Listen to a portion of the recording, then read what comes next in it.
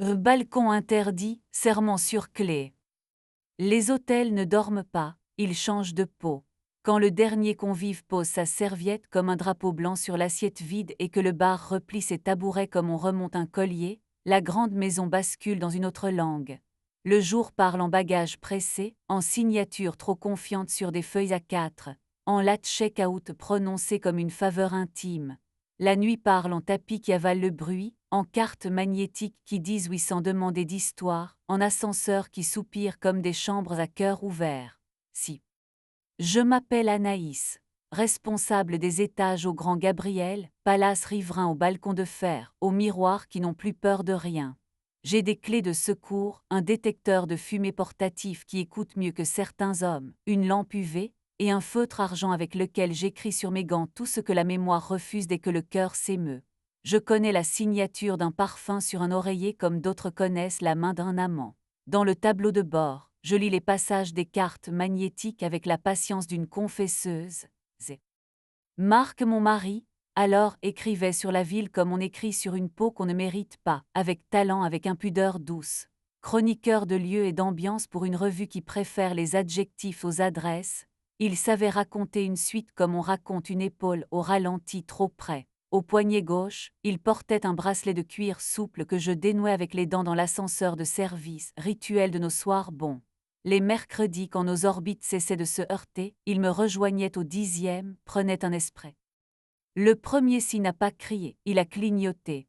À 01H07, la plateforme d'accès des cartes m'a envoyé une ligne sèche. 1007 Doreld 5S no staff car. À 01H10, l'ascenseur service a fait une bouffée blanche sur l'écran, puis a retrouvé sa pudeur comme un œil trop près d'un miroir. À 01H13, le chariot minibar de l'étage perd celui qui tient les secrets avec des charnières discrètes s'est réveillé plus léger de 2 splis de champagne. À 01H15, au lave. 2 nuits plus tard, à la même minute, la même chambre a tenu sa porte 3 secondes de trop. Le tapis du couloir brillait d'un grain de paillettes, minuscule étoile déchue du mauvais ciel. Ici, nos peignoirs sont coton, nos femmes de chambre ne portent pas d'éclats au col, et la seule chose qui doit scintiller, c'est la ville vue de très haut quand la pluie invente d'autres lampadaires. Je ne suis pas flic, je suis sacristine de drap, mais je crois aux traces. Je fis ce que font les femmes qui savent qu'une preuve propre vaut mieux qu'une colère parfaite. Une virgule de poudre très fine sous la barre d'anti-panique de l'escalier technique. Un très léger derrière l'interrupteur qui commande les volets, juste à hauteur du pouce qui se croit invisible. Une caresse au dos de la télécommande des rideaux, parce que la nuit aime se croire maîtresse des fenêtres. Et au ras du seuil de la 1007, tendu à 2 doigts du sol, un fil de monofilament pris au kit couture, rien pour blesser, seulement un petit nœud de vérité. Elle avait un nom qui se prononce caméra allumée, Lola Vega, influenceuse de séjours désirables, sourire qui exige l'accès, basket qui écrivent créatif sur le marbre. Elle ne paye jamais, elle échange, et son équipe avale le silence comme d'autres avalent du contenu. La nuit rend les hôtels sincères, souffla-t-elle à sa cadreuse, à la story, à sa propre fin. Ses yeux prirent la mesure entre la 1007, la terrasse panoramique et l'escalier service. J'ai rangé ma jalousie dans un tiroir avec l'étiquette à réviser. Marc étala sa main sur mon carnet des passes comme on pose un couvercle trop poli. On devrait l'avoir, dit-il. Le verbe était inutile, mais j'ai traduit la conversation. Ouverte, posa-t-il cette fois sur nos corps. Pas de chaos, pas de cruauté, personne de ton équipe, personne qui me paie. On se prévient avant, pas après, protection comme des adultes, nous d'abord, notre lit comme frontière, et le Gabriel et ses yeux embrassèrent les lambris, un reste sacré. Je fis ma blague sur mon rôle de gardienne des clés, sa bouche ferma la parenthèse avec une douceur presque administrative. Nous avons signé sur peau, faute de papier. Le matin me rendit mon fil, roulé en boucle morte sous le seuil de la 1007. Sous la lampe rasante, la poudre avait pris l'empreinte d'une paume qui se croit invisible. Dans la goulotte d'aération coincée contre un filtre, dormait un embout d'écouteur transparent, trahison minuscule friande de silence. Marc discipline ses cheveux avec des pinces mates. Les éclats clairs appartiennent aux bouches qui aiment s'entendre mentir. Nous avons vécu 3 semaines comme des citoyens d'une frontière où le douanier sourit. Il disait avant, je redressais des coussins. Lola glissait, postait, s'évaporait à l'heure des inventaires. Le Gabriel respirait comme une poitrine délacée. Notre pacte tenait, jusqu'à ce que Jeudi se souvienne qu'il a été inventé pour trébucher. 01H07 Doreld 6S 01H10 Bouffée blanche 01H13 Flûte invisible mène sur l'inox. Sur l'écran de la vidéoprotection, une silhouette se pencha pour refaire un lacet devant l'ascenseur service, avec la gravité de ceux qui croient mériter des archives. Je n'appelais pas la sécurité, elle aime trop les scènes, pas assez les solutions. Je remis un peignoir au carré, j'essuyai une jalousie sur une table marquante, je dis à ma colère d'aller s'asseoir sur le chariot à linge comme un chien. Nous nous sommes séparés avec la compétence réservée aux intempéries. Marc prit un 2 pièces au-dessus d'une papeterie qui change la météo à l'aube. Il emporta la bouilloire qui siffle juste. Il me laissa notre mug fêlé, une écharpe où j'aimais sa main, la clé d'un tiroir rempli de cartes postales. Déteste-moi propre, dit-il.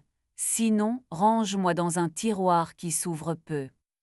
J'étiquette bien, répondis-je, et je rangeai ma main, et ce qu'elle savait encore, dans un tiroir sans bruit. Le travail me reprit avec ses gestes précis. Lisser un drap qui croit encore à la nuit, détacher une tache d'orgueil avec patience, humer l'air d'une chambre jusqu'à reconnaître la note qui ment. Une gouvernante junior pleura d'avoir tué une housse de couette avec trop d'eau de javel, elle n'avait fait que blanchir une peur. Je lui appris la vitesse qui répare lente. Un client récupéra au comptoir une bague tombée derrière un chevet, je la lui rendis en la notant d'un signe, les objets perdus sont de petites boussoles. Il arriva à 02H29, caisse pelican à la main, odeur de cuivre et d'orage contenu, Mato, chef des techniciens, l'homme qui parle aux ascenseurs comme d'autres aux chevaux. Il sentait l'huile propre, la poussière domptée, et la fatigue loyale de ceux qui accusent leur propre clé avant d'accuser les autres. Sur son majeur gauche, une cicatrice pâle dessinait une virgule, souvenir d'une porte qui s'était crue pivot. Il posa l'oreille, oui, l'oreille, contre la paroi de l'ascenseur D, tapota du dos de l'ongle jusqu'à ce que la plainte chante. Tout ce qui vaut qu'on le garde, dis-je, en lui tenant la lampe pendant qu'il inspectait la tringlerie. Quand je lui passai le petit tournevis, nos doigts se touchèrent. L'électricité prit la route prévue. Notre premier baiser eut lieu sur le balcon de service du 10e, derrière les jardinières, là où la ville ressemble à un bol de lumière. Nous avions coupé un rang de néon pour inspection, assez vrai, laissant les colonnes du pont jouer aux lucioles disciplinées. Mato posa sa paume sur mon sternum avec la précision de ce qui liste un delta T à travers une veste. Je glissai la bouche au bord de sa mâchoire, juste avant l'oreille, ce territoire où le souffle choisit sa langue, et les balcons gardèrent leur verticalité pente. Avec Mato, la précision portait la chaleur comme une veste coupée juste. Il aime mon pouce posé sur la veine à l'intérieur de son poignet, mesure sans jargon. Il aime ma lenteur dans un monde qui trafique l'instant. Parfois, il vient s'asseoir à califourchon sur mes cuisses dans ma loge, store baissé, écran en veille, et trace de l'ongle sur mon avant-bras, la route qui mène d'une clé calmée à une porte qui cesse d'avoir peur. Mon corps devient un plan d'étage vivant. Nous écrivons des règles que le Gabriel peut bénir, Passo. Si vous attendez une vengeance habillée de vertu, je vous ferai manquer le petit déjeuner. J'aurais pu imprimer les logs, encercler des minutes, brandir la mène comme un étendard, déposer tout cela sur le bureau d'une direction qui confond discipline et théâtre. J'aurais pu apprendre à Lola la différence entre autorisé et bienvenu. J'aurais pu exiger de Marc qu'il apprenne la mémoire des portes comme je les signe chaque nuit. Mais un hôtel est un sanctuaire pour d'autres vies que la mienne. La stagiaire qui tremble devant une suite en feu a besoin. Marc et moi avons appris une grammaire qui ne mord pas. Il a gardé sa chronique sur l'ouverture parce qu'il écrit bien et que je ne suis pas petite. Parfois, il m'envoie la photo d'un basilic obstiné sur son balcon, je réponds par une capture de mes écrans, tout vert, tout calme, chambre sage à larmes muettes. fier de toi, a-t-il écrit la nuit où j'ai calmé d'une main et d'un sourire, un client prêt à confondre touché et droit devant un peignoir qui ne lui appartenait pas. Les lettres sont entrées sans mordre. Lola flotte encore, caméra en laisse, tirant des aveux des balcons comme si elle en payait le loyer. Nous nous sommes croisés près de l'ascenseur panoramique. Elle m'a offert ce salut de 2 doigts qui marche mieux dans les stories qu'en vrai. La nuit rend les hôtels sincères, a-t-elle tenté. La nuit tient les comptes, ai-je dit, ce qu'on fait au mur, ce qu'ils nous font en retour. Et elle a souri d'un sourire qui confond élégance et permission, et la porte s'est refermée avec ce petit bruit propre qui me tient debout. Les nuits ont repris leur honnêteté. Une gouvernante a rendu à un drap la respiration qu'il avait perdue, je lui ai prêté mes mains, pas mes larmes. Un bagagiste m'a donné une bague trouvée derrière un fauteuil, je l'ai consignée comme un talisman. Un détecteur de fumée a hésité, puis s'est souvenu de sa promesse. Le bâtiment a pardonné ce qu'il a pu. Il m'arrive de m'assoupir sur le lit de camp de la loge à une heure que mon téléphone appelle incongrue. Si le tibia de Matteo repose lourd sur ma cuisse, virgule à la place exacte où la phrase la voulait, je pose la main le long de sa gorge et j'attends le petit soulèvement qui signifie oui. La différence entre une fin et un abouti à une température, une odeur de coton propre et de lac oublié. Ma paume la lit mieux que ma bouche ne saurait la vendre. Des mois après que les poudres ont regagné leur tiroir, la Fondation du Gabriel a organisé Nuit des balcons, un gala où l'on baptise la générosité dans des verres trop fins. J'ai porté du noir l'uniforme qui pardonne aux projecteurs quand ils mentent. La chef des mécènes m'a demandé sans dire Matteo s'il était doux. Nous savons désormais offrir les prénoms comme des fruits, pas comme des pierres. Il est exact, ai-je dit. C'est le mot de ma religion, tendresse avec Manuel. Marque est passé, bracelet que mes dents reconnaîtront toujours. Sois bonne, a-t-il dit, pas bénédiction, consigne. Nous avons touché nos verres d'eau, l'eau garde les mains honnêtes et chacun a regagné sa station.